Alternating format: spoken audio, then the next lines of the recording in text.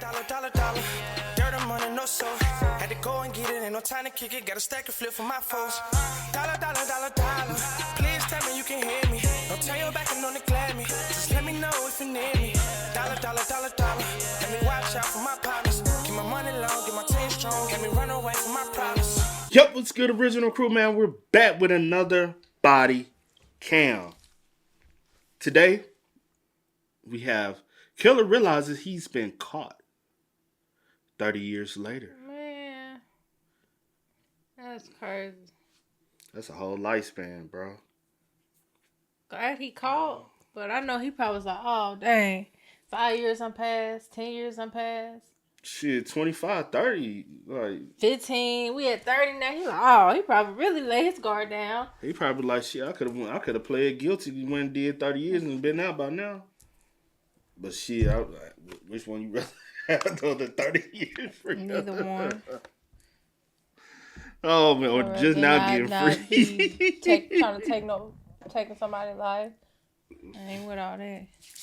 Hey man, with that being said, before we get into it, make sure y'all check out the links in the description box. Down below. You already know where to go if you want to first support. All you have to do is check out down below. Also, if you enjoyed today's visuals, knock it in with a thumbs up. we highly appreciate it, man. But let's dive into it, y'all. Let's check it out. Let's.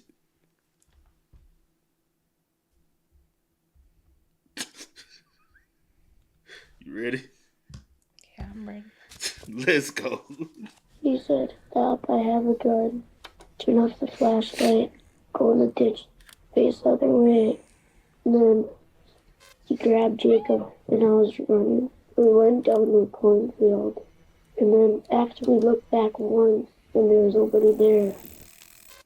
The last time 10-year-old Trevor Wetterling saw his brother, 11-year-old Jacob, was 9:15 p.m. on October 22nd, Damn. 1989, in a scene plucked straight from a... What time?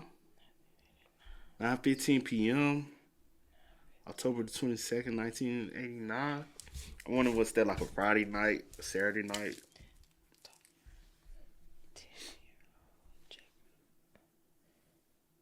Well, 10-year-old Trevor, right? When I was running, we went down the cornfield. And then after we looked back once, and there was nobody there. The last time 10-year-old Trevor Wetterling saw his brother, 11-year-old Jacob, was 9:15 p.m. on October 22nd, 1989. In a scene plucked straight from a nightmare, Jacob was abducted at gunpoint before Trevor's very eyes. It would take nearly 30 years before the police realized that the answer of what happened to him had been right under their noses all along. Get out of this house! Get out of here! Get out of here! Calm down. Get out of this house! Yeah, dirty old man. Most of the following footage has never been seen before. The evening of October 22nd, 1989 started peacefully enough when 11-year-old Jacob Wetterling, younger brother Trevor, 10, and his close friend, 12-year-old Aaron, went out to rent a movie in their hometown of St. Joseph, Minnesota. Two boys were on bikes while the third rode a push scooter. Little did they know that their first exciting excursion after dark would quickly become a nightmare. Just a day later, Trevor found himself recounting the harrowing series of events to investigators from the Stearns County Sheriff's Department. Do you remember about what time you left your house, you, Jacob? It had to be about 8 or 8:30. Their destination was a convenience store called Tom Thumb. The boys had biked there before, but never after dark. How long did it take you to ride from your house to the Tom Thumb? It could have been a little longer, maybe 8:45. The boys only spent about 5 minutes in the store. They rented their movie and also purchased some candy before heading home, taking the exact same route down 91st Avenue. They had no reason to suspect their return would be perilous, but what happened to the boys next was traumatizing beyond words. When you're riding your bike right after you left Tom Thumb, did you notice anything suspicious or unusual? No. You indicated to us that you were leading because you had a flashlight? Yeah. Okay, and was in the middle because? He had just on white clothes. White clothes, and Jacob had? Reflector like jogging thing. Unfortunately, the reflective vest and flashlight might have worked against the boys rather than helping to keep them safe because someone saw them coming. Did some guy confront you and some guy make you guys stop riding your bikes? Oh, yeah. Was he on your... So Jacob was in the back, Aaron was in the middle, and Trevor was in front, right? Mm-hmm. That's why Jacob probably was, no, because it sounded like he had all three on. I did like the setup, because that's how, like thinking about it, especially back then, I do like the setup they had, like Jacob having a reflector jacket, Trevor had the flashlight in the beginning, and Aaron had a white on to be seen, you know. I do like the concept, the idea, the thought, you know what I'm saying? They was thinking as kids. Safe, yeah. Your left or your right? Left. And when you guys are riding your bike, what side of the road were you on? Left. The left side. But he wasn't really on the road, though. He came out from the driveway. Can you tell us what this person initially said when you guys were riding by him? He said, "Stop, I have a gun. Turn off the flashlight. Go in the ditch. Face the other way." After you guys laid in the ditch, as he told you, did he walk over to you? Yeah. And what happened then? He asked us all our ages. Still held at gunpoint and terrified of what would happen if they resisted, the boys told the man how old they were. Trevor, who was 10, appeared to be discounted first, while the man compared 11-year-old Jacob and 12-year-old Aaron. He looked at my face, told me to run as fast as I could to the woods. Well, right when he told me to run and grab Jacob. Then later on he told me to run. And where'd you go after you guys were running? We went down the cornfield. And then after we looked back once, and there was nobody there. Shockingly, Trevor said the entire ordeal only took about 3 minutes. Once they were released, Trevor and Aaron raced back to the safety of the Wetterling house. Patty and Jerry Wetterling were not at home. The boys asked a neighbor to come over and help them, and he immediately called 911 to report Jacob missing. What was Jacob last seen wearing? Wearing a red hockey jacket that had police department on it. And it has his name on it. Police department written in back? Police department is on the back. In white letters. When it came to describing the attacker, Trevor spoke to the 911 operator directly. Hello? Trevor? You're talking to the sheriff's office. I want you to give me anything you can recall about this male party that approached you guys. Well, he was like a man, sort of big. He was large? Sort of. Okay. And he had it looks sort of like nylon thing as a mask. Do you know what color it was? Black. A black mask? Do you know what color jacket he had on? I think it was black too. Trevor and Aaron also said that the man had a deep voice and was about 5'10" and 195 pounds. Police descended down upon the crime scene and were able to locate the exact site of Jacob's abduction thanks to the bike and push scooter still lying next to the road. However, Jacob's bike was nowhere to be found. Only Trevor's bike and Aaron's scooter remained at the scene. There was some hope that Jacob might have given the kidnapper the slip and ran off into the nearby woods like Aaron and Trevor. But when police searched the area on foot, they found no sign of him. The search continued into the next day, and based on something they found at the crime scene, the detectives had another question for Trevor. Did you hear or see any vehicles? You shaking your head no? Yeah, no. Trevor might not have seen a car, but someone else did. The abduction took place near the driveway leading to a farm owned by the Rassier family. Dan Rassier, a music teacher at a local school, lived there with his parents, who were traveling at the time of the kidnapping. Dan saw not one, but 2 suspicious vehicles that day. In the afternoon, he said a car drove down the drive a short way, then made a fishtail turn back onto the main road. Then that night, Dan said he was upstairs, cataloging his record collection when he heard the family dog Smokey making a ruckus outside. Yeah, she barked that night, when the car turns around, and I turned off the light in my room thinking, well, then I could see, it's coming down. Yeah. Dan said the second car made the exact same fishtail maneuver as the one he'd seen earlier. Unfortunately, he couldn't make out many details on the second vehicle. The police would come up with a very unique plan to deal with this soon enough. Dan noted that while the car's presence was odd, he didn't yet have a reason to suspect foul play, so he went to bed, wanting to be rested for work the next morning. A short time later, though, Smokey's barking woke him back up. In an exclusive interview with Ewu, Dan talked about the events that followed. I was sound asleep, and our dog Smokey continued to bark, and when she's barking and that doesn't stop, you know it's not just an animal passing through. And I got up to check it out, what she barking at, and I see pretty quick that there are flashlights up by our wood pile. And I thought, man, somebody's up there stealing wood. Dan called 911 to report the intruders on his property before he had even heard about the horrific crime that had just taken place so close to his home. He went out to meet with the police and offered to help with the search by looking in all of the farm's outbuildings. Went through buildings, at least for an hour, just walked through buildings with flashlights and didn't see anything.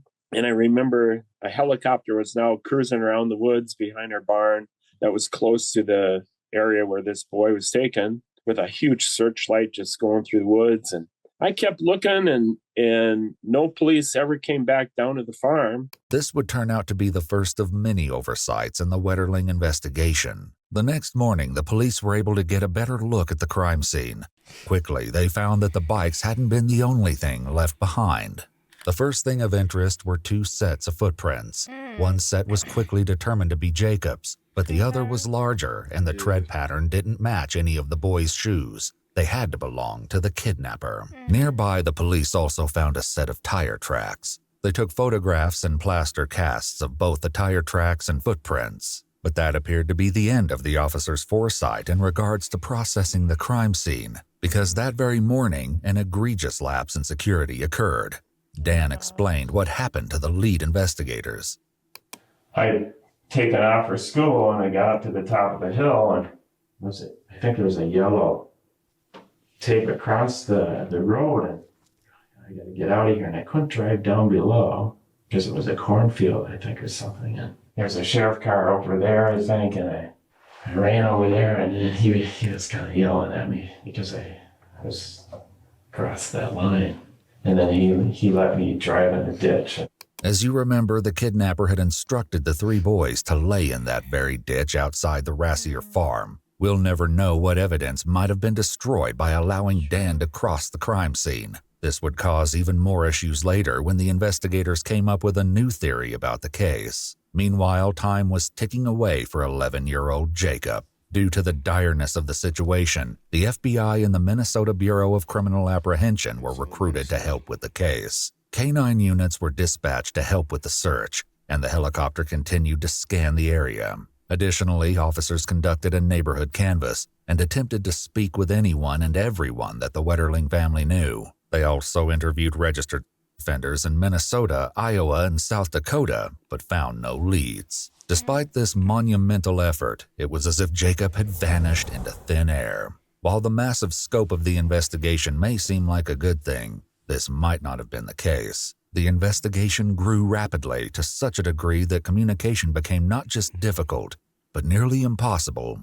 The Stearns County Sheriff would go on record saying the right hand literally did not know what the left hand was doing. As a result, leads began to fall through the cracks.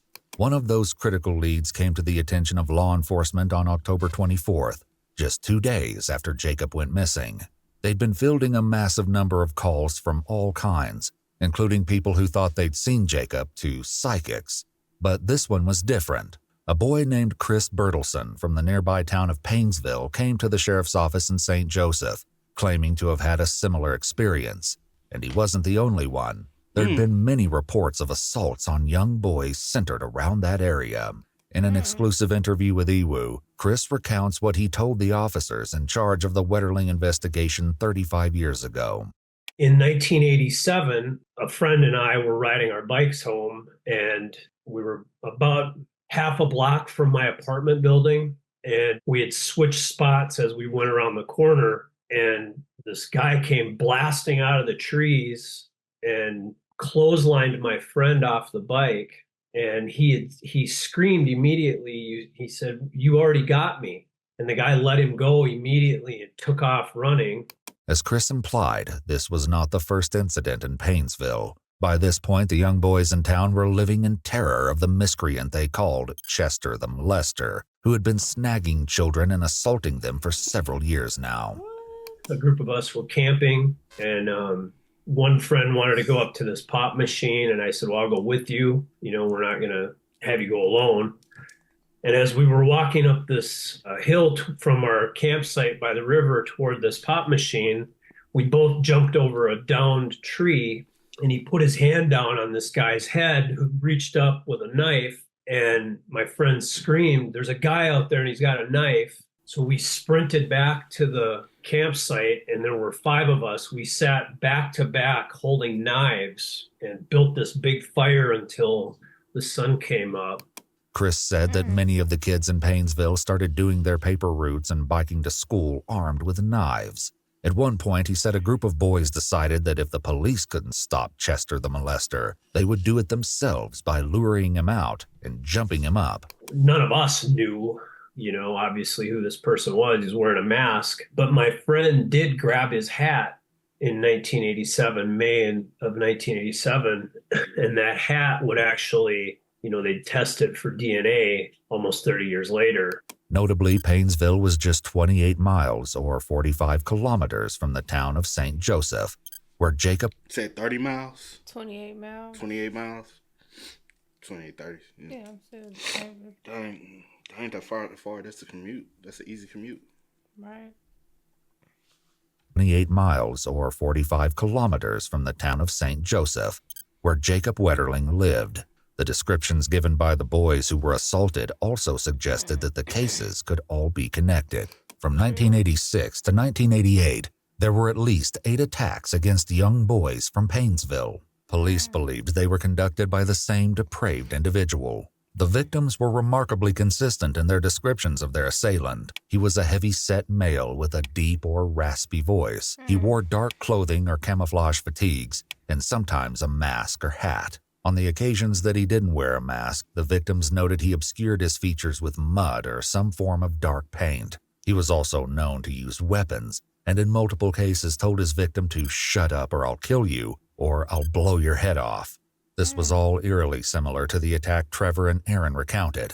The only difference was the Paynesville boys had all been released. Jacob, on the other hand, remained unaccounted for. I gave them a name of a guy who everybody my age in Paynesville knew was a molester. And at that time, he seemed like the guy that would probably be doing this stuff, except what we know today is that he was more of a groomer than a grabber. The man in question was Dwayne Dewey Hart, a longtime resident of Paynesville who had been accused of harming children multiple times. This was a strong lead, but inexplicably, it wasn't followed up until January of 1990, 2.5 months after Jacob was kidnapped. Instead, the search for Jacob continued closer to home. In addition to collecting leads, investigators began looking into local hotels to see if perhaps Jacob's captor had traveled from elsewhere or was keeping him in one of the rooms. Unfortunately, they quickly learned that there was a polka festival in town that weekend, so there were countless strangers in the normally quiet town of St. Joseph. Alarmingly, the police also learned that the previous summer, another pair of boys had been chased by a vehicle on 91st Street after leaving Tom Thumb. This was noted in the file, but it doesn't appear that the lead took the investigation anywhere. The police also spent more time with Dan Rassier, the school teacher who had witnessed a strange car in his driveway the night of the abduction. In an attempt to dredge up any further information he might have, the police asked him to come in for a special kind of interview, a hypnosis session. Dan agreed. The following recording of his hypnosis session reveals what an emotional ordeal this was for him. I wish I would have. I want to see the car again. Do you feel kind of guilty or something that you didn't? Yeah.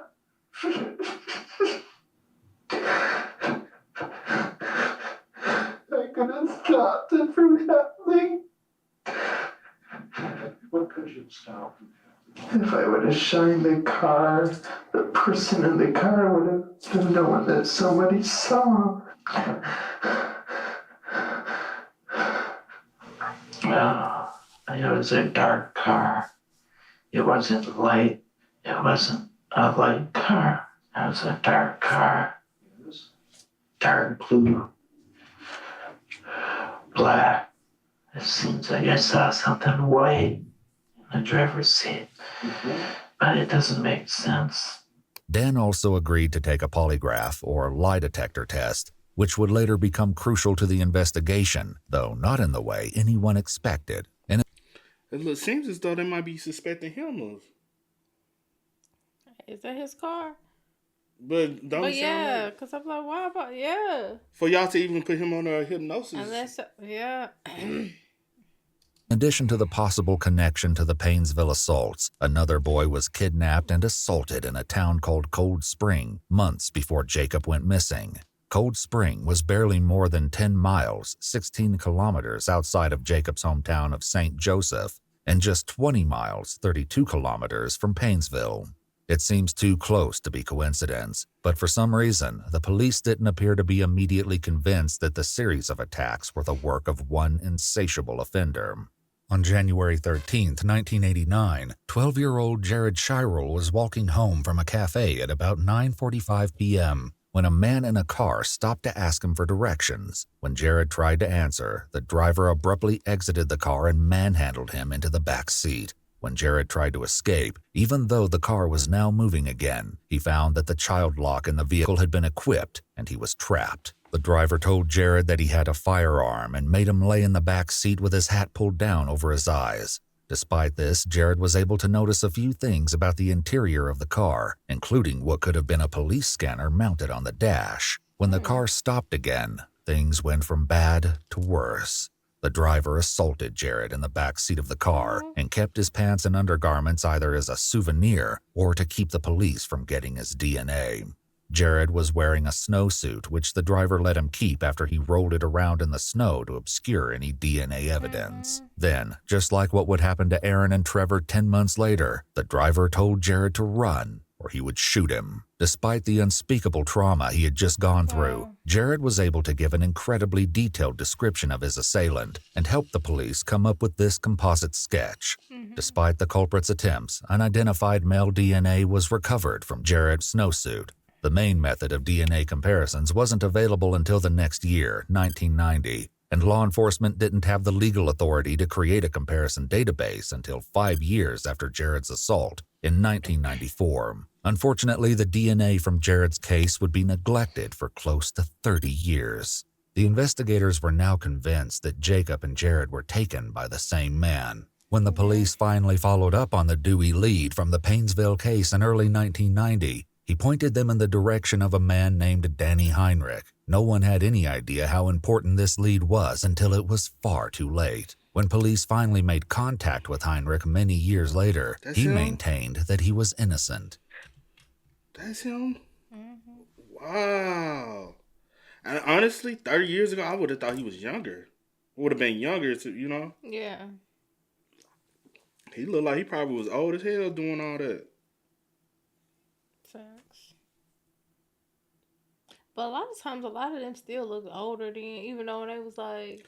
Back then, yeah. It's like young, but they still look older. No, that'd be the 70s. They really look old. In the 70s, bro, they be 25 already, got a receding hairline with a big old thick mustache. You be like, boy, you look like you 40. Boy, I was out there still getting them honey, man. You look like you 45 with three, 4 kids. You crazy. They like, hell no, man. She out here just came out of college from playing ball. But this is crazy, though. Okay, calm down. I'm sorry. Whew. Still kicking my tail, though. Any idea how important this lead was until it was far too late. When police finally made contact with Heinrich many years later, he maintained that he was innocent. What the hell would he even say something like that? I don't know. So I don't know if that's because they were putting the pressure on him for those kids, and then he thought he was trying to push it off on you, and saying you were running around tackling kids, and... What? Remember that? Did they talk to you about that back in the day? No.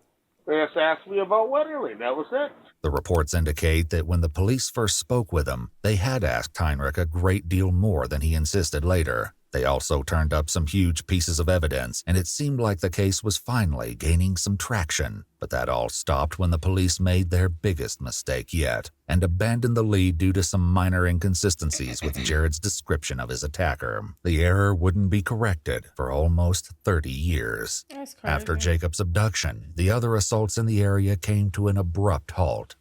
Because it was the reason why everything came to a abrupt halt is it's hot. Everything is hot right now. Y'all really investigated. Also, like they indicated, this is the only boy that out of everybody that was assaulted that's been missing for days. You know what I'm saying? That's actually went missing.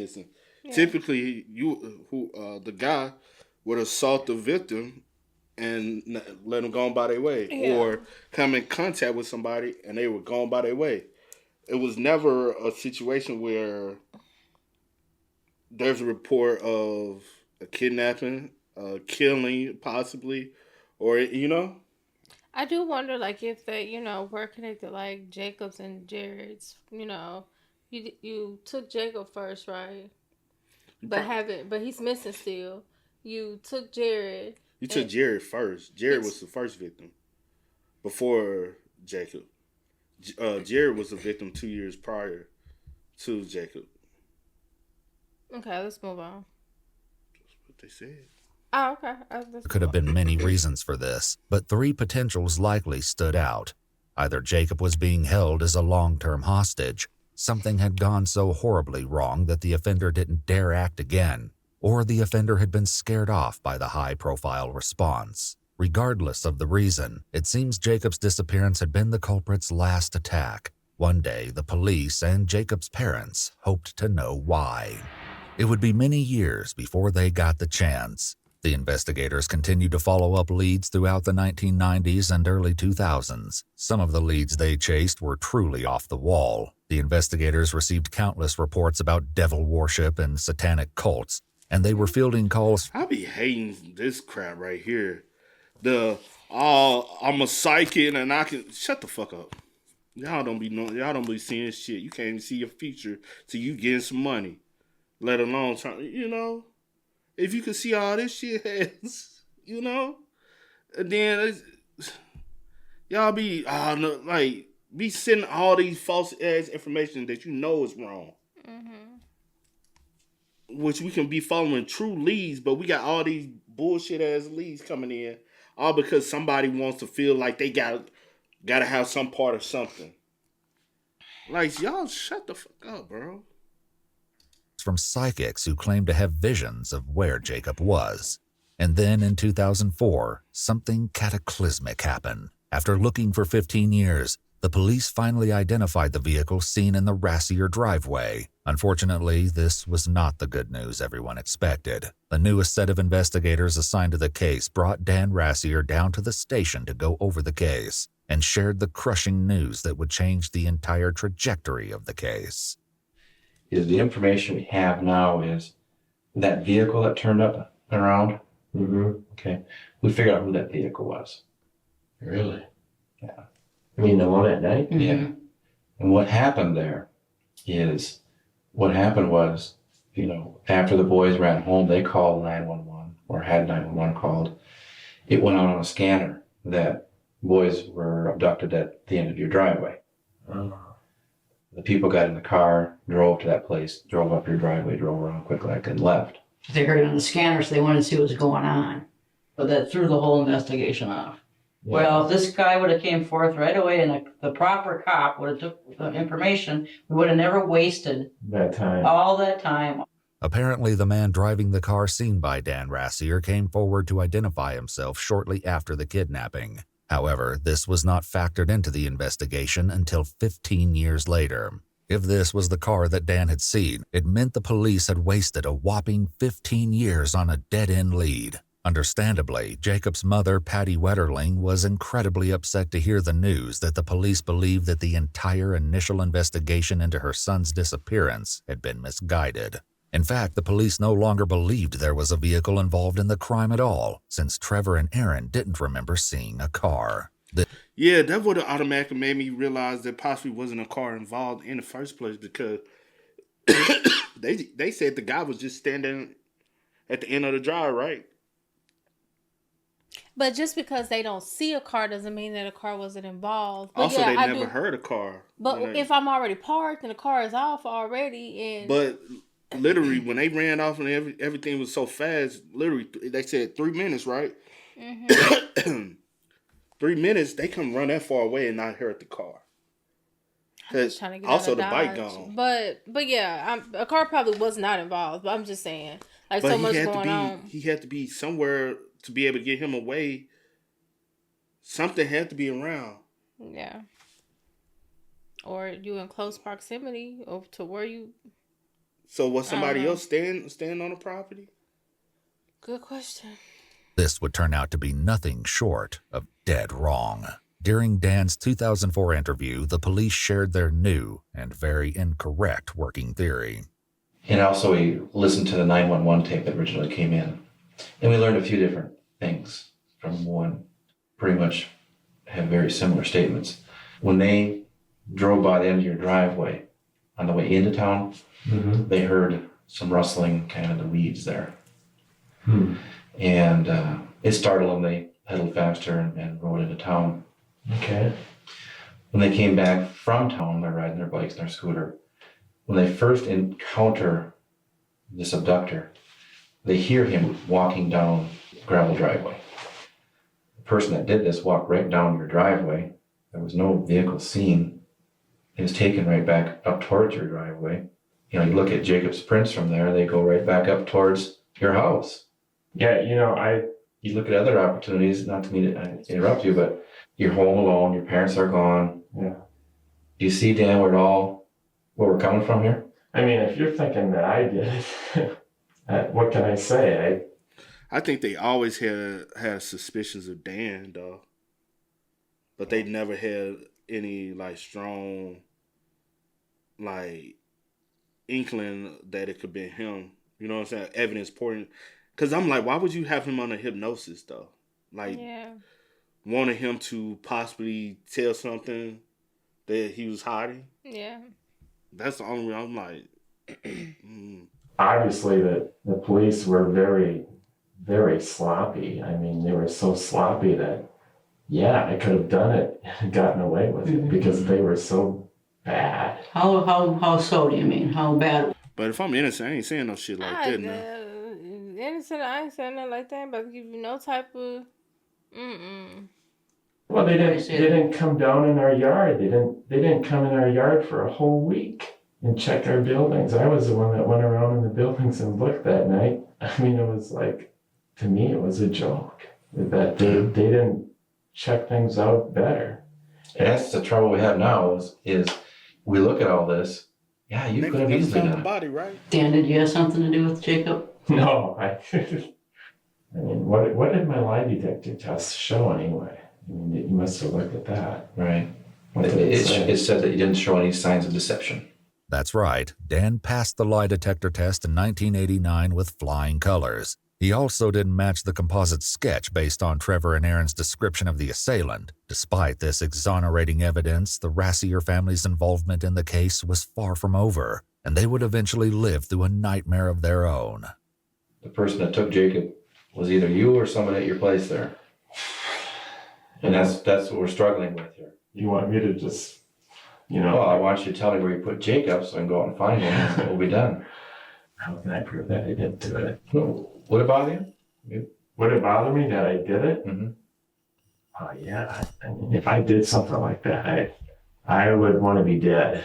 Despite the obvious pressure to confess, Dan maintained that he was innocent of any involvement in the Wetterling case. However, that didn't stop the local news from publicizing the fact that he was now a person of interest in the case. The resulting media frenzy made life hell for the Rassier family, and what happened next didn't help. In 2009, the police were still looking at Dan Rassier, and the media frenzy surrounding his family reached its peak. The police decided to involve Jacob's mother, Patty. In the 20 years since her son was taken, Jacob's parents had remained deeply involved in the search for their son, fielding even the most outrageous of leads. For example, the police received countless letters and calls reporting that Jacob had been sacrificed in a cult ritual. In 2007, Patty Wetterling was contacted by a man in Kentucky claiming to be her lost son.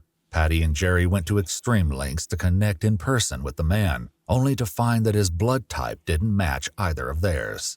The Wetterlings hired their own private investigators too. Patty Wetterling became an activist for missing and exploited children and even ran for Congress twice. Despite her unwavering dedication not just to her son, but the cause of supporting child victims everywhere, there was still no trace of Jacob. There was nothing to guarantee he was even still alive. Now, though, Patty had the chance to have a personal conversation with someone the police considered a person of interest. She sat down to speak with Dan Rassier at the local mall. Importantly, Dan had no idea that Patty was wearing a wire and that their entire conversation was being recorded. Hey, Dan? I need to talk to you. I can't believe I need to talk to you. I need 10 minutes. Sure. I need you to tell me what happened that night. You were home. You're the last person close to Jacob. I don't know if I should tell you this. And I told them what I knew for so many years, and they completely screw it up. Well, technically, he wasn't the last person that was the closest the kids were. Yeah. You know what I'm saying? He had no inkling of anything that was going down. He never saw anything. Only thing he saw was cars. Especially, like, the road is long. I don't know how many... And they look like they live ducked off, right? Mm-hmm. And 9 times out of 10, there's no road lights. There's no street lights, you know what I'm saying? And so... if there is one, it's probably, you know what I'm saying, here far in between, but it's nothing like, I don't know how many people have been in areas and landmasses like this, right? Mm-hmm. If I'm far off from the road, and somebody, I might can see headlights, but I wouldn't be able to see those individuals out there. You know what I'm saying? I've experienced being in buildings and in homes like this. Yeah, I hear a car. Because 9 times out of 10, it is a gravel road. I hear a car moving on a gravel road, but I'm not necessarily going to hear foots on that gravel road. Like feet. Mm-hmm. Feet. Or footsteps. I'm not going to hear feet walking on the gravel road. You know what I'm saying? Especially if I'm inside the house. Now, if I'm outside, that's a different thing. Yeah. It's a possibility. Still not 100%. But if I'm in the house and I'm in my room, if I'm listening to music, I'm doing my own entertainment, watching TV or something, I see some lights. Especially in the country, you always want to see who that is riding, you know what I'm saying, riding down the road. Like pulling up in your driveway because ain't nobody supposed to be down here. So 20 years, you have nothing. I think you start forcing yourself to believe something when it's not there necessarily there. You know what I'm saying? Yeah. Like just grasping for some sort of. The only problem is the fact that he was home alone, so he has no like strong alibi or anyone that could be like vouch for him, be like 100%. No, you know what I'm saying? And that's the thing, you can't rule anyone out. Yeah. Because. Who's to say that he's not involved? Well, you don't know. But I can't force myself to believe. Don't force and focus solely on him. Still go out and try to get other leads, but you still can't rule them out. True. What happened? I'm going to say it just as clear as I know how.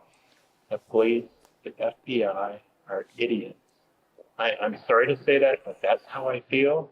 No, I agree with you. I mean, clearly we're not getting anywhere. The news people came out and made me look like a jerk. They changed my voice on TV and they filmed me at school, and they made me look like I didn't give a crap about it. But you said you went back to bed that night. Yeah, I went back to bed after I went through all the buildings. I walked around with a flashlight. I looked around, and eventually, I did go to bed, but they made it sound like I didn't care. Like, why work in the morning? That's not his job to have to do that. Y'all should have done that. 1, I have nothing to do with this case. 2, we don't know how 100% what happened, what's going on. They putting a blame. Like, oh, he went back to bed. He didn't even care. That's y'all job. Y'all the victim is no related to me. I don't know what you expected me to do. Yeah, you as the mother, I expect you not to be able to sleep. That's your child. Me, I don't know what's going on. Like, I'm going to sleep. Like, it doesn't pertain to me. Like, I did what I did. It's unfortunate. They didn't want to come search. I searched. I did what you just said. I did what I could do. Now I'm guilty because I went to sleep. That shit don't make sense. But again, I ain't ruling nobody out until they ruled out.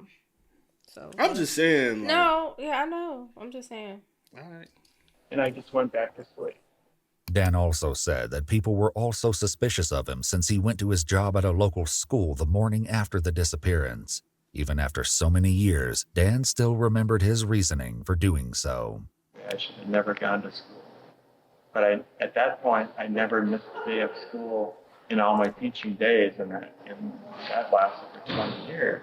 So there was no thought in missing school. So he also expect me to miss work. Why are y'all expecting for him to just put everything he got on hold as if that was his son or if that was, like... That's what I was just saying. I know. I'm reiterating. But my thing is, y'all, like, making him feel so guilty for going to sleep. I have work in the morning, for going to my job. I've never missed a day. I literally... did all I could do. It is the police job. That is not my job. It is the police job. I will give y'all, if I know, like, without a shadow of a doubt, I have nothing to do with this, I would give y'all permission. Y'all can search. Y'all can do whatever y'all need to do. Or whatever the case. But still, I would want to be there because y'all been on, planning stuff. Because y'all ain't got no other leads and stuff. I'm there and I can, or a family or somebody can oversee. But with them, or some family member to oversee. Because with y'all being so close, y'all can still sneak up on my property while I'm at school. It's not like I, or whatever the case may be. But yeah, like, why y'all making me feel like making me out to be the bad guy when... if he has nothing to do with it, I do feel like that's messed up on so many levels. If he has nothing to do with it. Did they ever search your house? Yeah, they did. Did they? They searched. Did they that first night? No, they didn't. They came back a week. I believe it was a week later. Do you think Jacob could have been on your property? Do you think somebody else could have dragged him? I don't know what happened. This time of year is hell. If Jacob was still alive, he would be 32 at the time of Dan and Patty's meeting. But nobody could come on your property and bury him without you guys. They could do it so easy, Patty. How could they? Yeah, They could be a deer hunter. We have people that go down there and hunt. They could. And you wouldn't notice? We wouldn't. We couldn't. We might not even see him. Drive down in the meadow. Or they could go park their car and over somewhere and just walk through the woods. Once again, they have a big ass property, bro. It's in the country, it's in the wilderness. Like, I don't have eyes everywhere. I can't see every single thing that's possibly going on. You know what I'm saying? Like this is like my grandma, my auntie back home. Like, to get to the woods behind them, you do have to go on the drive. But if somebody was parked down this way and walked she wouldn't know shit. Same way with my cousin up here. All the land they got. If somebody parked down the road, walked behind it, they ain't gonna know shit. Mm-hmm. They got ain't nothing out there but damn near a farm area. Like, people I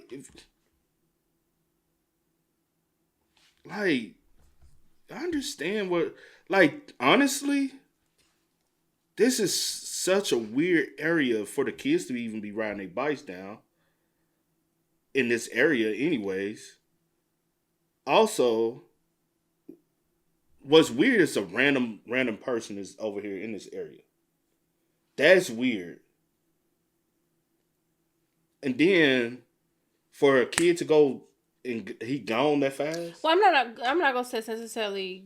I guess weird per se. If it looks like a remote area. If they stay close by, because they only stayed like 5. Well, They didn't stay that far away. Yeah. But it's just the time because their parents weren't home. So I guess they were watching each other and they probably just wrote out, it's 9:15 at night. Yeah, you know what I'm saying? And their parents weren't at home. So like, hey, let's go get a movie, come back. It's probably like a quick trip they do in the daytime maybe.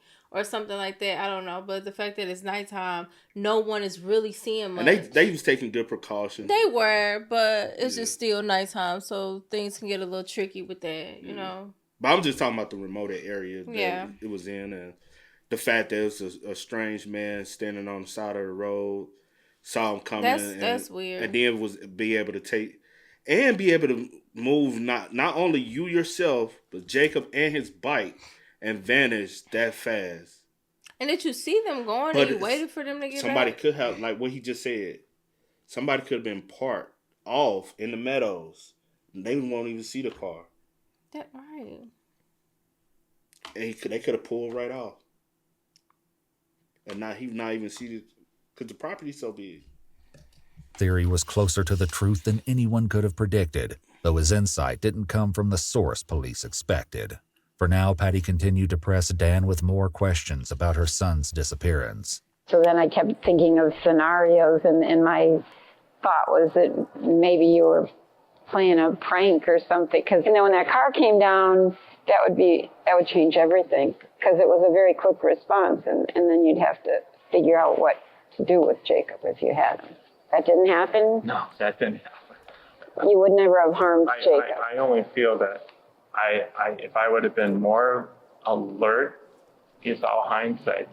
I could have stopped. But the car coming down the road, as we know now, is irrelevant to the whole. So why even bring that up? You know what I'm saying? Obviously, the car he saw was a real thing. He did see a car, but it was another person being nosy before the police got there. But I could have saved him if I would have known that car. I mean, when it turned around, I really feel that I saw Jacob looking out the window of that car. I needed you to look me in the eye and say you had nothing to do with Jacob's disappearance. I had nothing to do with this. The conversation might have continued, but Dan's brother, who worked with mall security, interrupted. Do you know the guy that's been sitting up there for the last hour?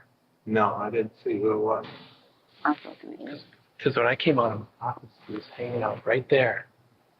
Are you serious? Yeah. The strange man Dan's brother noticed was likely one of the officers who had entered the mall with Patty. When preparing her for the interview, they assured her that there would be plenty of law enforcement personnel close by for the duration of her covert interview. In a conversation with Iwu, Dan revealed that it didn't take long for him to piece together what was happening. And this guy just takes off a different way, runs, he disappears. And at that point, I knew something, that he was recording up there, or Patty has a recording, and Patty pretends to be completely oblivious to the whole thing. The same evening, as their recorded conversation, Dan ran into Patty a second time. This encounter, if it can even be called that, went far differently. And she sees me. There I am, right there in front of her. And she ignores me and walks right by me. Dan maintained that even though he did not appreciate being secretly recorded, he didn't regret anything he told Patty and hoped some of it could help. But even this wasn't enough to exonerate Dan. And in 2010, the police descended upon the Rassier farm in force, as they admitted they should have done way back in 1989. The Rassiers consented to the search and explained that they wanted to help find Jacob in any way they could. However, when the scope of the operation continued to expand, Dan's parents quickly became upset. They came with... Yeah, because y'all finna fuck up our whole yard. What you said? That's my land. You finna fuck up and then y'all ain't gonna fix it. I'm gonna be responsible. That's money, bro. A lot of people, I remember that. There must have been 20, 25, 30 people on the farm. And they went through all the buildings. They moved things out. They moved things back in. They took a number of things that they thought were suspicious. They took this wooden chest that was in the house, then was in the shed, apparently had some blood on it. Dan believed this was deer blood, but the police weren't convinced and started making arrangements to get a search warrant for the house itself. This sent Dan's parents over the edge. Police claimed Dan's father allegedly made a threat involving a firearm. Things went from bad to worse. During the farm search, the lead officer, who had previously been one of Dan's interrogators, tried to get him to help control the situation. Do you think there's any way that you could get him and your mom to leave this morning? No. Because he brought up that there's a loaded shotgun in the house. Dan tried to talk his parents into leaving, but that only seemed to make them more distressed. Haven't we got no rights whatsoever? Yeah, you do. But the newscaster could get by with everything and ruin our family, but I can stand here and I can say a word and they... You can't threaten people with a shotgun. Well, she's threatened their whole life. We can threaten anybody. She had threatened their whole life. I realize that. But she can get by with it. But she can get by with it. And for just today, can we just have the shotgun go to Tony's just for today, and when we're gone, you can carry it back? No. I'm not going to do that. While talking with Ewu, Dan recounted how the situation spiraled fully out of control. In an instant, they decide it was like a football, like linebackers just coming in the house. And my dad was just, and I kind of put my arms around my dad because he was just beside himself. That house, for God's sake!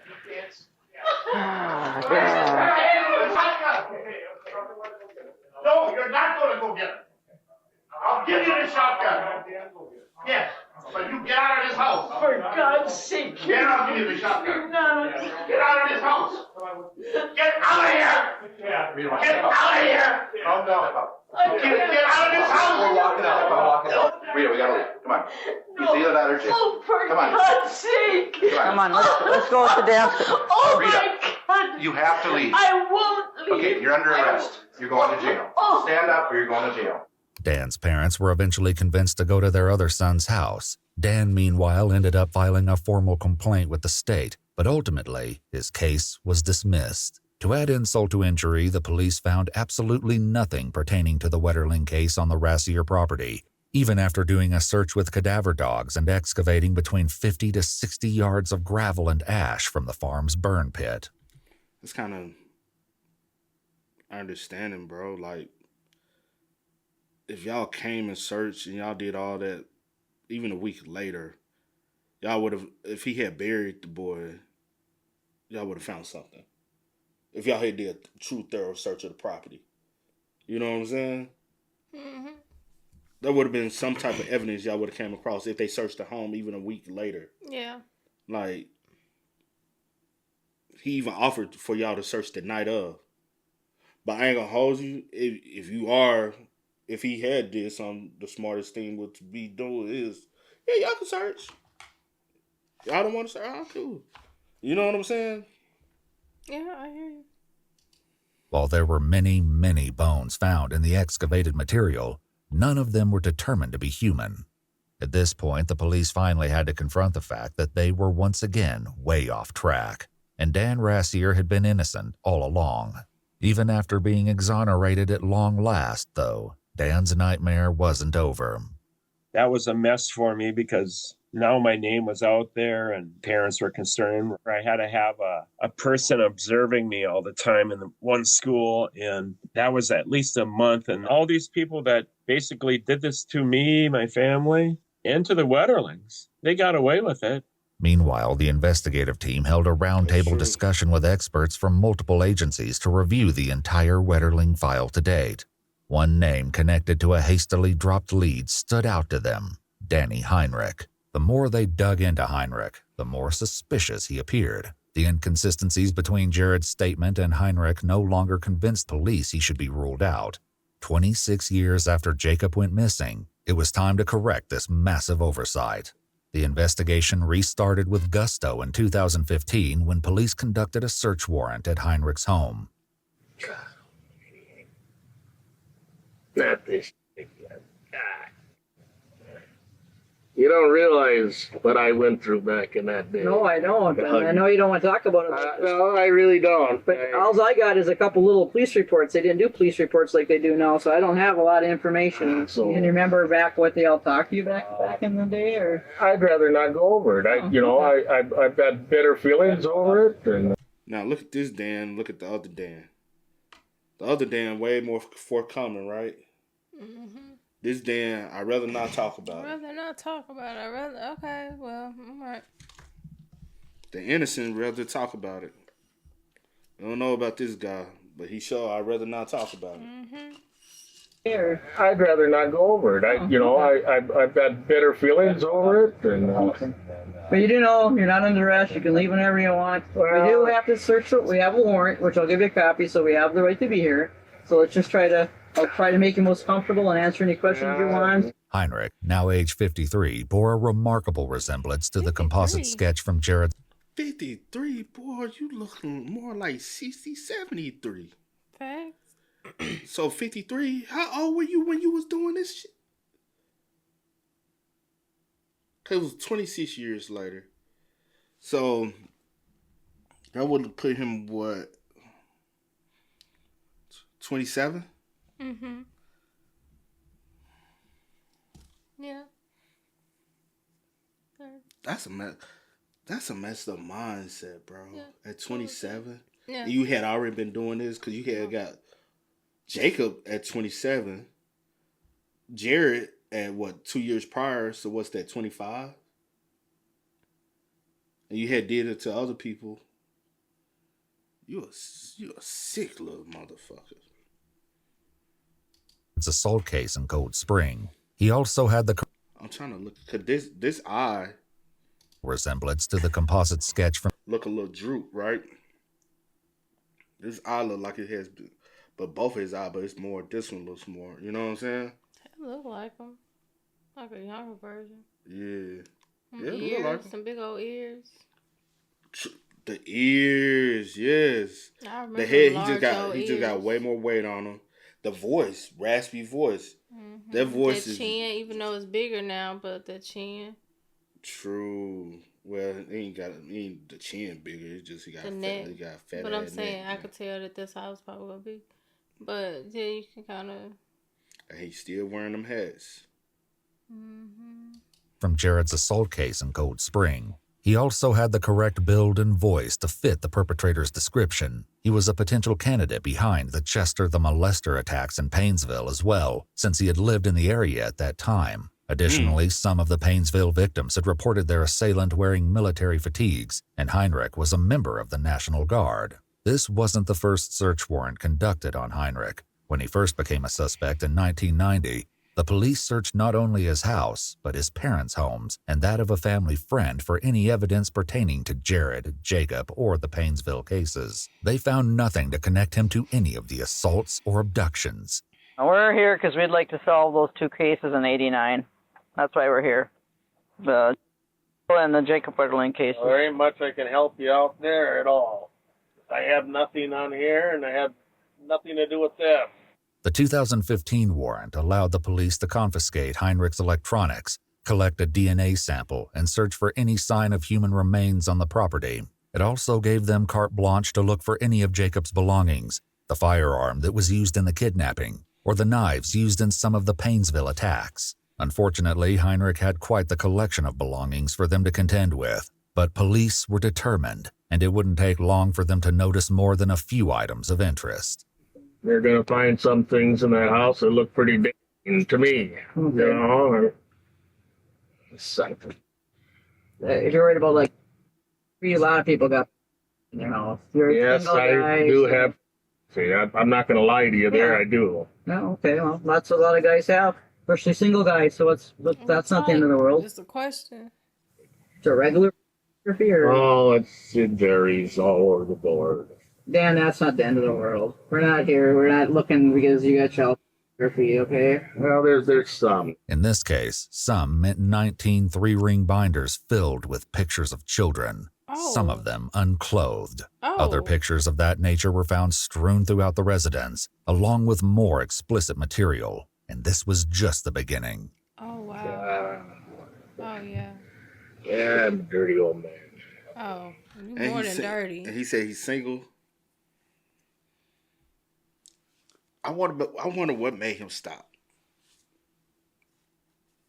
Was it it was so much heat around the Jacob situation? Yeah. That he got that startled and he was just like investigating and he was like, I gotta yeah. And they came and searched his property in 1990, so he like, yeah, I really gotta lay low.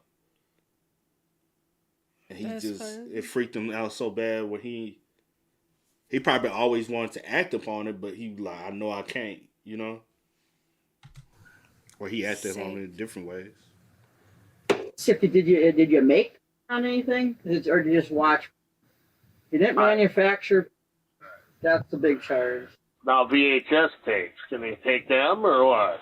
Well, typically they could because they could check to see if any of them have child on them. No, they don't. You know, so yeah, they could take them because they're looking for child. And they could say, well, maybe they're mixed in with them. Obviously, they're not going to be labeled right. I mean, if you're saying you actually have like a big tote full of them, Oh, that's a load of them. like 100 or more, or Several hundred or better. When the police eventually reviewed all the VHS tapes, they found an extensive collection of explicit material, some of which appeared to be homemade. But this was only a fraction of Heinrich's revolting stash. Oh, wow. You're probably a little nervous, so. Yeah, that's natural. It runs in the family. That's why when I had that lie detector test back in the day, I failed it because I can't do it. I just can't. I'm nervous. You failed your lie detector test. Dan passed his. Dan passed his, but y'all for 20 years. Putting a stain on his life, you know what I'm saying? Not just on his family. His family. Everyone. Tarnish his career. You know what I'm saying? The family name and his career. When y'all had this man here, this sick man. That failed a lie detector. This entire time. Obviously, that matched the description. And he was a suspect. And at the time, he would have 100% matched the description because y'all would have compared. What type of car did he drive back then? The car it wasn't a part of the situation. I'm talking about not in just Jacob's situation, just was. Oh, you talking about in Jared? Because Jared was the one that gave the description, the detailed description of the car, the back seat, like everything, all of that. So I'm just wondering, because especially if y'all feel like everything is connected, situation. Which I'm pretty sure it is. And y'all would have said camouflage. You know what I'm saying? Y'all could have found out that he was in the military then. Who got access to camouflage? Military. He lying, lurking around with mud on his face. Who only thinking about doing that type of stuff? People military, you know. Come on, let's be for real. Y'all really. It was wreck when it comes to action. So when they asked me to take the lie detector the second time, I said no, I won't do it. That and the questions I thought alone were offensive at the time, enough to make anybody's blood pressure go up. What kind of questions? Offensive. When they ask you questions, do you like kids? You found that offensive, but you got evidence that showed that you like kids. How is that offensive when that's what you know? What kind of questions are they asking? Oh, I'm not going to go over that. Oh, okay. I'm just curious more than anything, I guess. Well, curious? I can tell you. I can remember. Did you kidnap Jacob Wetterly? Well, did you kill Jacob Wetterly? Why your blood pressure going up off of that if you ain't had nothing to do with it? How's those questions offensive? Somebody asked me that as calmly as I can be. No. I don't know who that is. Why would I? If all people like, huh? No, my blood pressure's not going up. I'm going to answer the questions. I have nothing to do with anything. I have nothing to hide. But it was offensive because, damn, you caught me. Did you, where'd you bury it?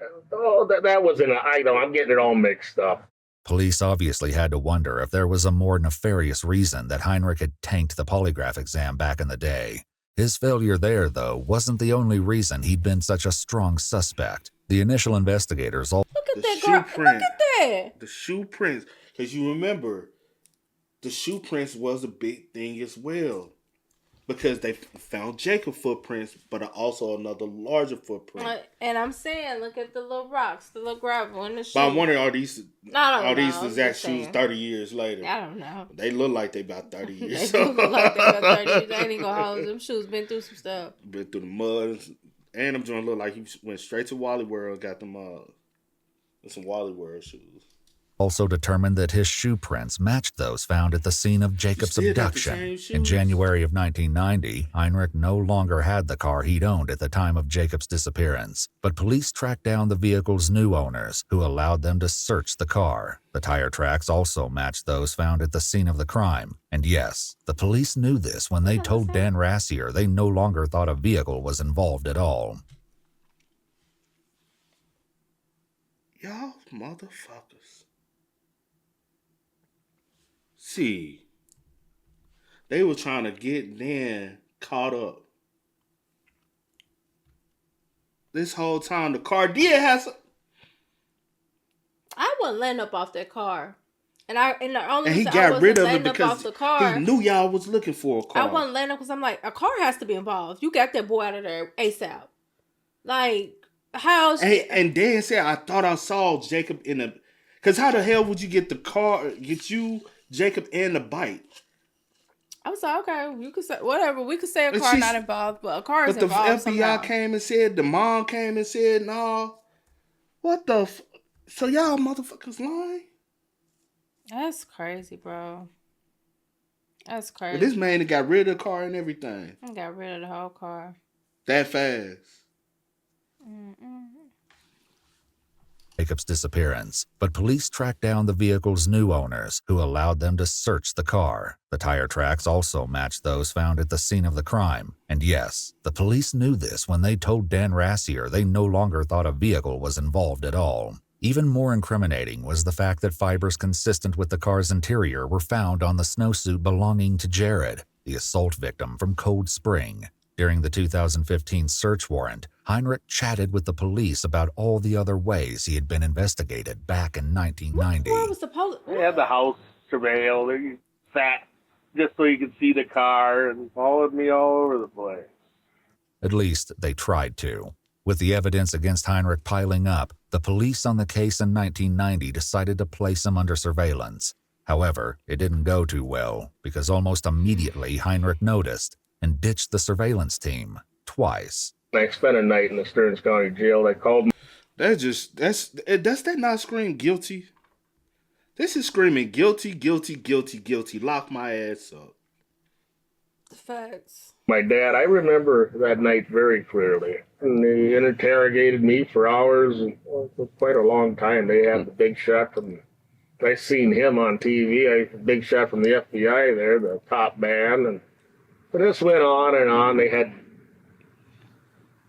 clothes laying out on a table and all this, and books. They had about 20 books or 30 books with my name on it, Heinrich. And that's all about you. I said, bull. The clothing items the police confronted Heinrich with in 1990 were likely Jared's snowsuit and the hat taken from the Painesville perpetrator. Unidentified male DNA was found on the clothing, and a DNA sample was retrieved from Heinrich. Mind-bogglingly, though, it doesn't appear that any comparison took place. And this went on, and finally they booked me in, fingerprinted, took my picture. The next morning, though, Heinrich was released. He even received a personal apology and a handshake from the Stearns County Sheriff at the time. I've been in a lineup, too. I forgot to mention that. Despite all of the evidence pointing to Heinrich in 1990, the police made the infuriating decision to eliminate him as a suspect after Jared couldn't definitively identify him in a lineup. Jared did, however, narrow the subjects down to 2 men, one of which was Heinrich. Unfortunately, neither Trevor Wetterling nor Aaron Larson was brought in to give a second opinion. Another reason police originally chose to discard Heinrich was his car. Even though the fibers matched, Jared described his captor's car as having automatic seatbelts and a gear shift on the steering column. Heinrich's car had neither, but when Jared saw the vehicle in person and sat in the back seat, he said he was almost certain it was the car he'd been taken in. And yet, he was still dismissed as a suspect. Did they think back in the day, or did they know back in the day that you had some interest in boys? Is that why they talked to you, you think? Or You mean it? Hey, 1990 or whatever? Somebody said I looked like one of the sketches. But what I could never understand is if this guy wore a mask, how the hell do you know what he looks like? Or how did you ever get a sketch from it? Later, Heinrich told police that he lost 60 pounds and grew a mustache. If Heinrich was as innocent as he claimed, the police had to wonder what would motivate him to go to such lengths. motherfucker lost 60 pounds and trimmed a mustache. What you doing all that for? Because the photos were surfacing. And now I gotta slim down and I gotta change my appearance. Slightly, just to, just in case somebody see me out, throw him off. Is that him? No, he looks like him, but I don't. He don't think have a that's him. mustache. That guy had the, had the he's mustache. slimmer. Yeah, he was a little bit more heavy. Like, man, get out of here, bro. Thinks to change his appearance. Somehow, all of this wasn't enough to keep the lead alive in 1990. In 2015, though, the new investigators felt differently. So you got video camera stuff in there. Do you make your own videos or? Oh, I did. You'd shoot and then on the computer, blow it up, whatever. Anything you're worried about on there? Or? No. Well, if you take the tapes, there's a lot of family on that stuff, that I'll never replace, for Christ's sakes. No. We're more concerned if you're shooting like young kids or playgrounds. No. I may have shot stuff around here, just for the hell of it, but that's about it. Yeah, but not going up and stalking little kids or nothing? No. Okay. I'm not stalking nobody. No, I'm not stalking nobody. This, police learned while reviewing the VHS tapes, was an outright lie. Heinrich had hours upon hours of recordings of children in the Paynesville area. Some of the content was suggestive and incredibly disturbing. They showed me a couple photos in there about, looks like pictures of a paper boy on his route. Did you take those, or any surveillance photos of a paper boy, or? Not to my knowledge. Okay. Curious a little bit about that. I was kind of along the... So those photos of those... Not to my knowledge, well, how the fuck the photos get... Younger boys, when were those taken then? 5 years ago? I might have got some to the internet when I had the internet years ago. And you just downloaded them on your computer? Downloaded them, So that's printed them, printed them. Okay. Took up memory. Put them in photo albums then? So that's the photo albums that they were talking about then? Well, what is there, about 20 of them, I suppose? I haven't had the internet long time. But when I had the internet, I was like addicted. And it wasn't just that, it was girls too, Mm-hmm. Might say I made a variety of everything. Notice that Heinrich just said he made a variety, when moments ago he told police he'd never created his own explicit content. Before long, more lies would become incredibly obvious. The only thing you think... And he ain't denying the kids thing. He ain't owning up to it, but he also ain't gonna deny it. Mm-hmm. He just said, "Oh, I got girls too."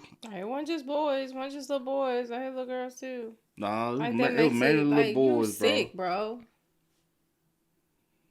think that was us would look at would be that. I ain't think this that- was what we was getting into. Yeah. Anything else? No, that should be it. Nothing pertaining to any of the above on here. Scanners, they're in the desk. Should be 2 of them. Outdated, I can't get anything on them. Importantly, Jared from the Cold Spring case remembered his assailant having a police scanner. During a previous arrest in 1986 for driving under the influence, a police scanner had been confiscated from Heinrich, and that wasn't the only thing that could potentially tie Heinrich to the crimes in question. As the search continued, the police learned that Heinrich was hiding more than just videos and photos. Oh, they just mentioned they found some clothing in there that was smaller or... Well, yeah, I don't throw anything away, so... More like women's clothing or... There's probably some of that, yeah. Okay. Yeah, but that's not on here, so... No, I was just curious if someone else lived with you or... No, was your former girlfriend or something, or... I don't want to talk about any more of that. Oh, God. Oh. We're not trying to embarrass you. That's good. How about little kids' clothing? No, nothing that I didn't probably have when I was younger. I got some plastic clothes that go back to 78. So would they be... Who still keeps all their clothes from when they was a kid? You got any clothes from when you was a kid? I got some from when I was a teenager. I showed you. My mom still had like my jerseys and all that stuff, but my taekwondo uniform, I said, oh. But no. I don't think so. Mm-mm. Shit. But like regular clothes as a kid, no, bro. No. Throw that shit away, bro. Or give it to somebody else, man. But like jerseys and stuff, I had a collection of jerseys my mom still got from when I was a kid. Other than that, nah. Like, you don't keep. That's weird, bro. Facts. Like we got on here, we got 14 size 14 kids clothes. No, I got 32-inch waist. Okay, so there wouldn't be anything clothing of like a 12-year-old boy. No. You may remember that after Jared's kidnapping and assault in January 1989, the perpetrator kept his pants and underwear. Jared's specific clothing wasn't found in Heinrich's house, nor was anything Jacob had been wearing, but this still stood out to police. Heinrich had no family members or close friends with children who might have worn the clothes, so they likely suspected that there was a twisted reason he was keeping the items around. Their concern only increased when they came across a pair of handcuffs stashed in a kitchen drawer. Taken together, all the evidence painted a picture upsetting beyond words. What if he never stopped? I was thinking that at one point, but then I was like... It's a high chance possibility he never stopped. But then I was like, have y'all had like any other missing children, boys, girls, but But after Jacob? He possibly never like did anything beyond. He probably took him, did what he did, and let him go. But he probably was too scared to like after that make him go missing after that, you know. You been following any of that junk the last years that the media throws out there on their own or not? No, I don't follow. Why should I? Once again, the police would soon be able to prove this was a lie. Interspersed with Heinrich's explicit material were recordings of news reports on the Wetterling case. In the ultimate display of his depravity, Heinrich recorded a documentary on how to dispose of a body right after a special released on the 25-year anniversary of Jacob's disappearance. Like I said, I was going to burn the stuff. I thought about it, never did. Okay. You can kind of see why I'm curious about it? Yeah. Okay. I was going to burn it. I was going to burn it all. Tired of this. I'm just going to ask you this hard question that's kind of the elephant in the room. At one time or now, is there some interest in little boys? Or? No, I don't. I mean, this day and age is different than way back in the day. You didn't have to hide it back. You had to hide it back then. I mean, now it's not, the shame isn't there, and it's not taboo like it was. And oh, there is shame in this stuff. Is that fair to say that there is some, what you might be ashamed of, interest in young boys, or? Beauty's in the eye of the beholder. Right. That's all I'm going to say. Okay. On that rancid note, the police wrapped up their search warrant, taking with them all the perverted content Heinrich had amassed over the years. Well, Danny, we're all done. All right, sir. They left a receipt on your table in there, what we took. All right. Eventually, Pat and I will talk to you about after we look at what's in there, and I just hope we could sit down and have a cordial conversation. I really appreciate you. All right, sir. Treating us decent today. At this point, Heinrich likely... Why y'all the fuck didn't lock this nigga up? Literally, we got evidence of child. 53? We got a child pee in his possession. I don't know how they do it. They done... Oh, Jared was assaulted in January. It was 10 months. That's what it was. Before Jacob. Yeah, It was 2 years that the situation happened with the other boys. I wasn't talking about that. I was early. So it is what it is. I had wrote it down, but I didn't feel like going back and forth. But I'm like you though. Like, why y'all? At least why y'all go over there? I don't know how I'm supposed to go, but anything can happen between now and by the time y'all get back with him. You know. He can. Yeah. A lot of things. I just said it. Yeah. A lot of things can transpire. So I'm just a little confused with that. But I don't know how things are. Lock his ass handled. up. Suspected his days as a free man were numbered. And he was right. A few days after carrying out the search warrant, the lead investigators on the case came back to his house and placed him under arrest on the charge of having explicit material involving children. Still, Heinrich maintained his innocence in regards to Jacob and Jared. Frustratingly, even after discovering such a strong suspect, the police weren't any closer to locating the missing boy, or, in a worst-case scenario, his body. Police officers also made contact with Heinrich's brothers to tell them what they'd found. So this is getting old. I put away the scumbag years ago, Dwayne Hart. And this goes on and it never ends. What's the deal? Why are they after my brother now? Danny was arrested tonight. And Danny was arrested for federal. So, this his brother, right? That's talking.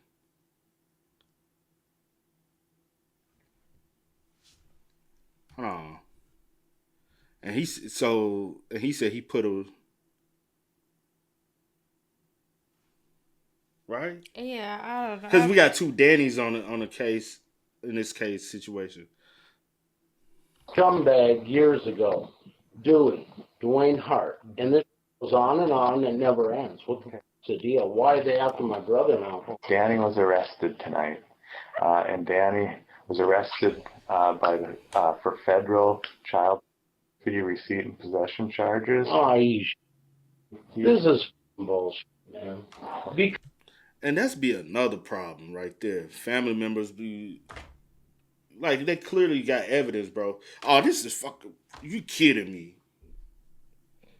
Because I told that scumbag, it used to be a cop in this town, an officer, he's a detective now, that girls and people were being taken from Annandale, and I went to St. Cloud and told him the story, and then all this shit goes back on my brother because of dirty cops. I know. I don't need this. There's going to be media attention. The Paynesville incidents. Danny. That was not him. That was the bullshit Dewey. He admitted to it. Be prepared when the information comes out. It's going to lead people to believe that it was your brother Danny. There's going to be talk of. And it all started because I put that scumbag away. Okay. And I was the only one that wasn't scared of him. Well, my daughter's going to freak out. Well, this is going to impact your whole family. Oh, also, Danny would never hurt anybody in this world. Danny took, and he in his car, and Danny assaulted. Danny never would touch no. You don't know what Danny was doing. He's never touched anyone, and he never would. I know his heart, and I know his soul. In his home, besides the child he had hundreds of hours of videotaping neighborhood kids in Annandale and Paynesville and Benson, and where he would focus on their crotch and their rear. Oh, I can't believe this. He would hide his camera and put coins on the step so that a paper boy would pick them up, and then he would have the camera focus so that it would catch the paper boy bending over and pick up the coins. This is dumb. How would you feel if somebody said that about somebody you know wouldn't hurt a fly? Devastated. My world just crumbled, you know what I mean? Heinrich was also now the main suspect in Jared's assault and Jacob's disappearance. I'm just disgusted. This is just way over the top. I really didn't believe it. I really didn't. Brothers. This is just the final insult to my parents. But this was not the only breaking news the officers were there to impart. I mean, things have changed. We have some scientific data that links him to the Cold Spring kidnapping. After 27 years, Jared's snowsuit was finally tested for DNA. There was an incredibly high chance that DNA could have been degraded and unusable by this point. The fact that a match was still possible was extremely fortunate. The lab results indicated a near-perfect match to the buccal swabs collected from Danny Heinrich. His DNA was also matched to the hat Chris Bertelson's friend snatched from Chester the molester back in Paynesville in the mid-'80s. Now that the police had irrefutable evidence tying Heinrich to the crime, they had some leverage. While he was in jail, they approached him with an offer. If he confessed and told them where they could find Jacob Wetterling, they would only prosecute him for the child charges, and shockingly, nothing else. Heinrich accepted. Per the terms of the legal agreement with Heinrich, no recording was allowed during his confession. They need, at the end of the day, they need his body. They wanted to relocate the body. Yeah. But that's not justice for me. I need my child to... It's not justice, but it is closure. Yeah. It gives you closure. It doesn't give you justice, but it 100% gives you closure. But also, we can still charge you for Jared. Yeah. We can still get you on Jared assault. Yeah. It ain't justice. It's closure. Also, it's closure on for Jared as well. to allow him to fully begin his healing process to know that, bro, y'all had this motherfucker in 1990, bro. That's what I say. Y'all dropped the ball. Y'all was like so incompetent in so many areas. So, like, what were y'all like? Be for Y'all real. had him. Then y'all Yeah, all the evidence then his tied brother, to him. I gave you what to get the heat off your brother? No. And y'all literally turned the blind That would look eye. like low-key sound like I gave y'all somebody to get the heat off my brother. Y'all should just went with that, left my brother alone, and dropped the situation. Your brother is a sick monster, bro. That's not how it works. Your brother is literally a sick monster, bro. However, the entirety of what he said was transcribed. Every piece of it was bone-chilling. First, Heinrich admitted that he had kidnapped and assaulted Jared in January 1989. He changed his appearance once the composite was published to avoid detection. And only thing, this one was more straight. This one's kind of at a tilted. So we seeing more of the nostril. But that's him. He just ain't got a head on. His bald head ass. He ain't got no head on. You know what I'm saying? Mm-hmm. And the eyebrows, they are thicker. He grew a mustache right here. These don't have a mustache. He grew a mustache. Oh, he was in the military. He couldn't fucking wear a mustache. Well, yes, he could. He can wear any other facial hair. And typically, a lot of people either they comfortable with the mustache or not comfortable, so they'll shave it and just be naked face, or they will grow the mustache. Mm-hmm. But his mustache right here is very militant. You know what I'm saying? He's in the military. He can grow the because you can see right here, he has facial hair. Yeah. He has like the follicles for a good beard. He just didn't wear it because he's in the military at the time. But the ears match. The way the hair flows from the earlobes match. Like I said, the only thing is we can't. Oh, the eyes even freaking match. What I say, this eye right here is droopy. That eye is droopy. Mm-hmm. What would that be? His left eye? His left eye is droopy.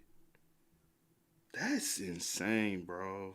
Purchased a firearm. Then Heinrich stated, oh, my bad. Let me take it back a little bit. And assaulted Jared in January 1989. He changed his appearance once the composite was published to avoid detection and purchased a firearm. Then Heinrich stated that he left his house on October 22nd at about 8 p.m. He didn't know Jacob, Trevor, and Aaron, but saw them riding down the road and believed they would be coming back. He pulled over to lie in wait in the driveway to the Rassier farm.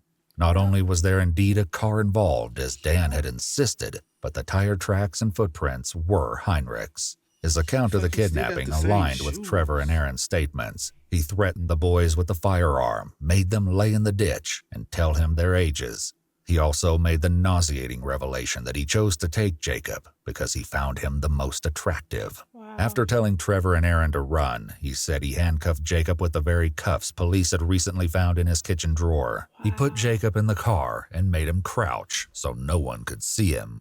Heartbreakingly. And Danny said, I swear I saw Jacob in the back seat, but I ain't. Bro was in there just minding his business. He looked out because he saw some headlights. And he literally called y'all, told y'all things, trying to help.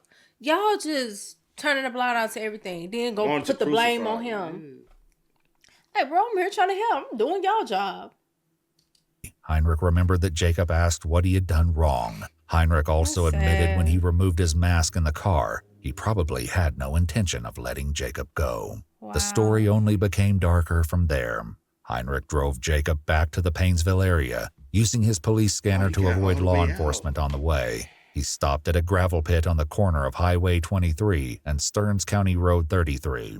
During a jail phone call with a cellmate's friend, Heinrich revealed the unforgivable actions he took next. You're the one that killed Jacob Wetterling, right? Yes, I am. Did you have with him? Well, that's all on the news. That's yes, I did. Yes, I did. That's all public knowledge. But that was a long time ago, and I haven't done anything like that since. I quit that night when that happened. I quit, so that's the end of that.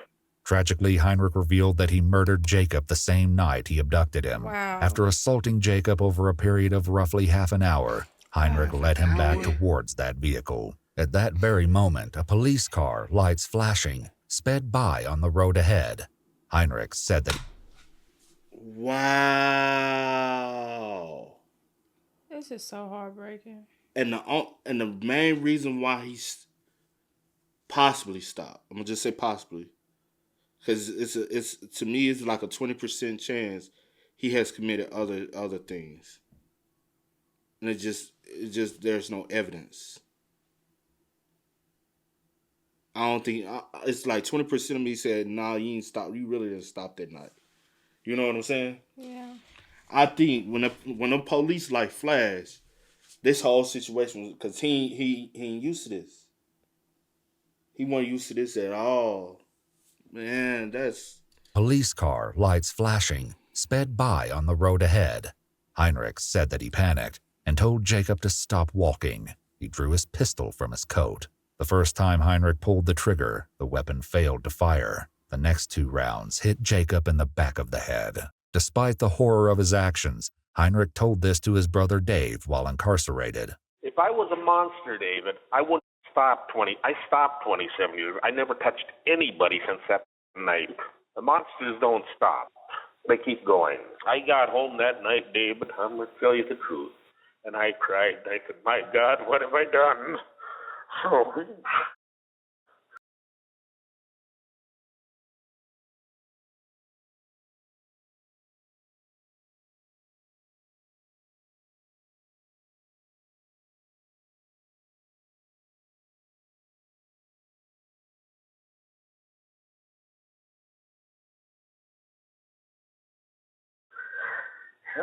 Yeah. No amount of tears shed could make up for what Heinrich did to Jacob, or the 27 years of suffering his family went through not knowing what had happened to him. One of Heinrich's cellmates came forward to talk to police and told them Heinrich seemed utterly remorseless. He quoted Heinrich as saying the police in 1990 Was it muted? I think so. My bad, y'all. walked right past the gun he used to kill Jacob. During his confession, Heinrich told the police... Hold on, what? But basically what we said was we was wondering if that was the mask that he normally wear, the one we had paused the previous time, because so that was some sick shit, you know what I'm saying? And he trying to play the woe is me, like come on, man, fuck you. You like little boys. Hopefully you get in touch with some men in there that like you, and they put you in some punishment moves. You know what I'm saying? How you bent over and playing Twister or something, and playing with the soap and hoping you drop it. You know what I'm saying? You need to be violated. You want to violate it, you know? These some little innocent boys that ain't got shit to do with nothing. Facts. Go deal with some real men, man. You 53, you should still be able to hold your own. This is, you said what? I was gonna say, what's this? This is his cellmate. Cellmate, yeah. Utterly remorseless. He quoted Heinrich as saying the police in 1990 walked right past the gun he used to kill Jacob. During his confession, Heinrich told the police that he left Jacob's body by the gravel pit and fled to his house. Several hours later, though, he returned to cover his tracks. He buried Jacob's body in a shallow grave, using stolen equipment from a nearby construction site. He threw Jacob's shoes in a ravine. During the search warrant, Heinrich had slipped up and, shockingly, actually said he had buried Jacob before he made his confession. Where'd you bury Jacob? Oh, that was in an item. I'm getting it all mixed up. However, this wasn't to be Jacob's... What? This wasn't to be Jacob's final resting place. Now he said, where you buried? Oh, that was an item. Oh, that was in an item. I'm getting it all mixed up. Like, because you getting it all mixed up because was that your first victim that you like killed as well? And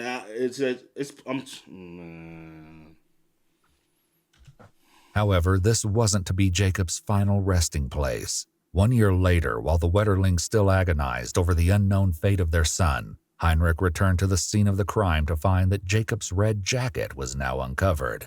Using an army shovel and a garbage bag, he dug up Jacob's remains and reburied them on a nearby farm. He took Jacob's reflective vest home with him and kept it as a souvenir until he was investigated in 1990.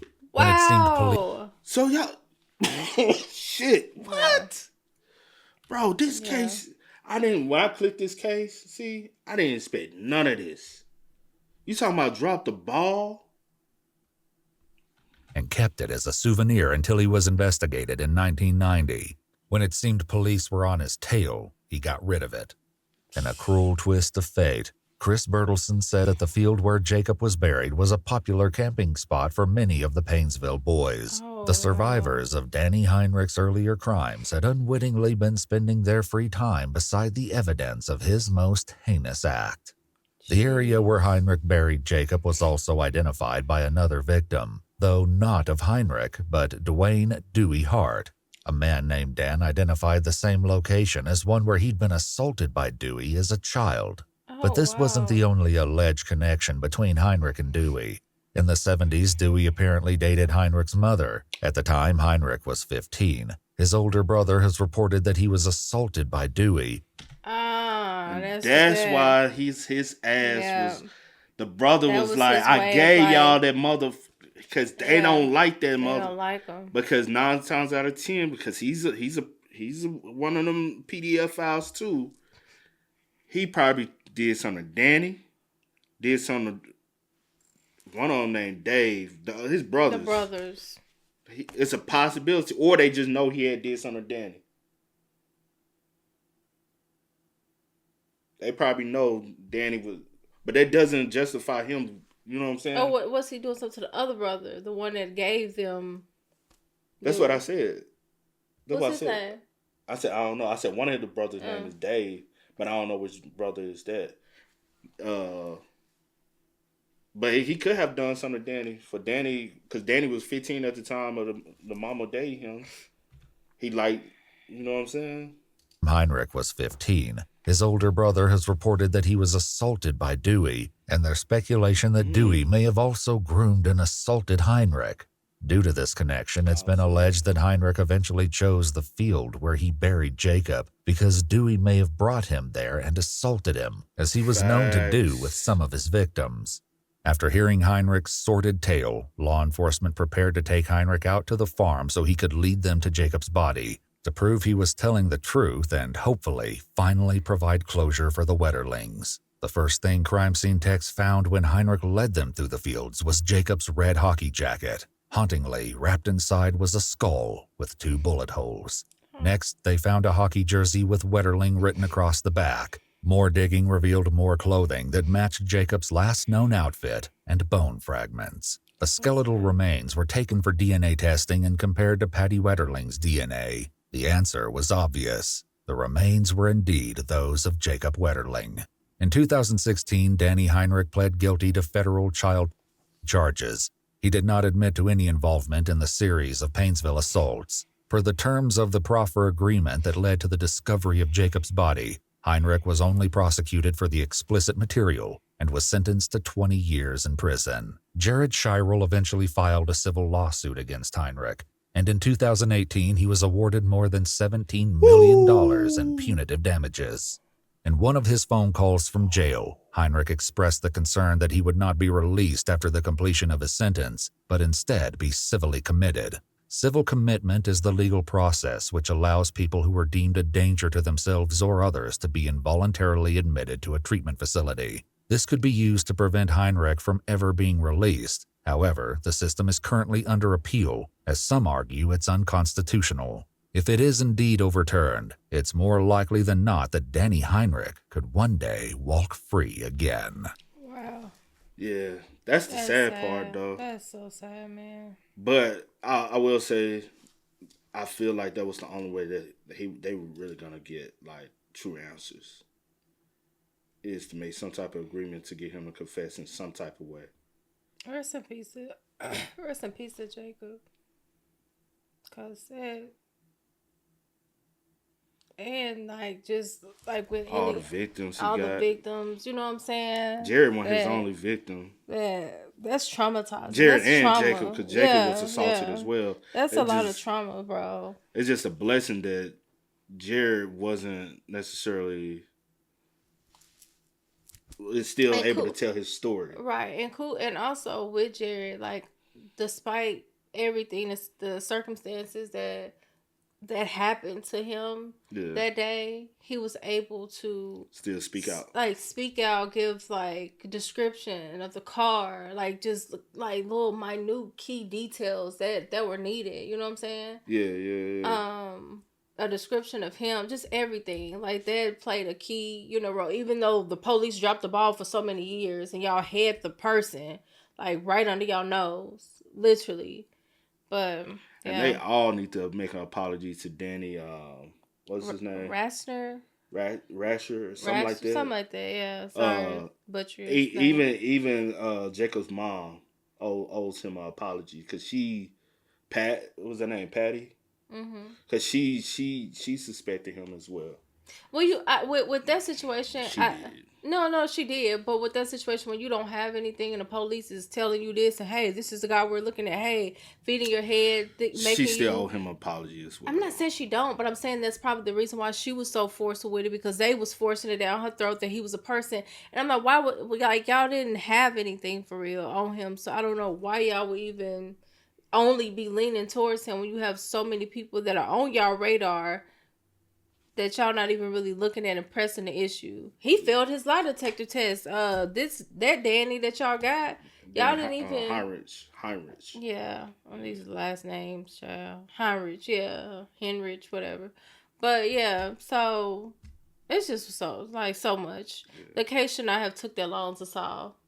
It really shouldn't have. But I'm glad that he's locked up. Facts. But hey, man, y'all spam us up. Y'all let us know y'all thoughts about it for us in the comment section down below. But until next time, man, y'all know how it go, man. I do go by the name DJ New Kid. This is Sierra Cole. We are. Kid and C. We are. Ain't no time to kick it. Got a stack of flip for my folks. Dollar. Please tell me you can hear me. Don't turn your back and don't neglect me. Just let me know if you need me. Dollar. Let me watch out for my partners. Keep my money long.